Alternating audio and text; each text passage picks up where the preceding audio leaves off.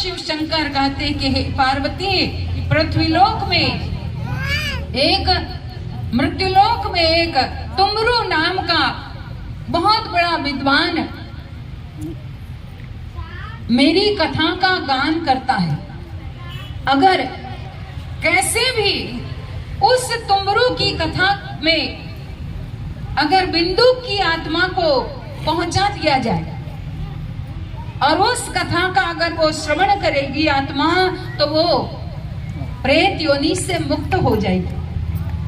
भगवान की आज्ञा मिलते ही, भगवान की का आदेश मिलते ही माँ पार्वती जी ने सारी व्यवस्था नारद जी के द्वारा कर दे।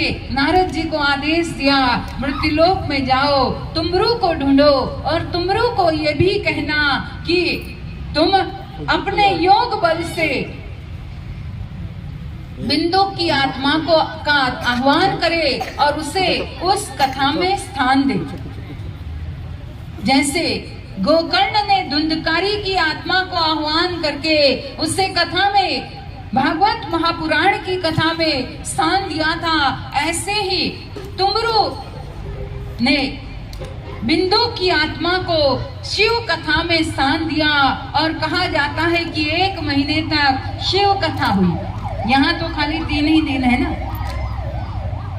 हमें तो 3 दिन में भी ज्यादा लगता है कितने लोगों को, क्योंकि आज कलयुग में मनुष्य का मन माया में ज्यादा भटकता है। इतना मायावी मानव हो गया है, मायाधीश के लिए उसके पास समय नहीं है। माया के लिए तो बहुत समय है, लेकिन मायाधीश के लिए समय नहीं है। पर उस बिंदु की आत्मा को तुमरु के द्वारा 1 महीने तक सतत शिव कथा श्रवण करवाई गई और जिसके बाद उस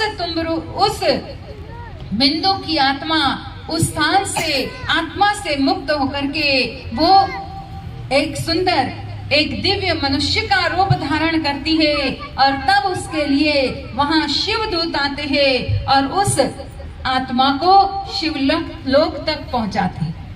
तो यहाँ पर ये भी एक कथा शिव सुत पुराणी जी ने शिव महात्म्य के द्वारा श्रवण की महिमा सुनाने के लिए, समझाने के लिए शौनक ऋषि को बताई।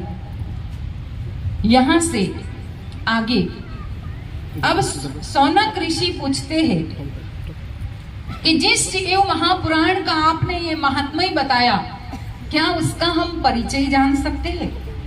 उसका परिचय क्या है? तब सुत पुराणी जी कहते हैं कि वैसे तो स्वयं भगवान शिव शंकर ने शुरू में एक इतना बड़ा ग्रंथ, उन्होंने उस इतने बड़े ग्रंथ की रचना की थी जिसमें करोड़ श्लोक थे। ये भगवान, ये सुत पुराणी जी बात बताते हैं कि करोड़ श्लोक थे, लेकिन उसके बाद उन श्लोकों को इतने ज्यादा, इतने बड़े ग्रंथ में कोई पढ़ नहीं पाएगा, ये सोच करके उसके विभाजन होते चले गए और उसमें कुछ लाख श्लोक रह गए और उन कुछ लाख श्लोकों में फिर उसका विभाजन होते होते 18 पुराणों में कहीं 24,000 श्लोक, कहीं 12,000 श्लोक, ऐसे करते करते 18 पुराण बनाए गए। उसी में से ये शिव महापुराण जिसमें 24,000 श्लोक है, जिसमें 7 संहिताएं हैं, ये सुत पुराणी जी बताते हैं। लेकिन है शौनक आदि ऋषियों, इस शिव पुराण का सर्वप्रथम वर्णन स्वयं शिव ने किया हुआ है और इसीलिए इसकी बहुत बड़ी महिमा है। इसका वर्णन स्वयं शिव ने ब्रह्मा और विष्णु को सुनाया था। उसके बाद ब्रह्मा जी ने नारद जी को सुनाया, नारद जी ने वेद व्यास जी को सुनाया और वेद व्यास जी के द्वारा मैंने सुना। ये सुत पुराणी जी कहते हैं। और आज वही शिव पुराण का वर्णन मैं आप लोगों को सुना रहा। इन 7 संहिताओं में सबसे पहली संहिता विद्येश्वर संहिता।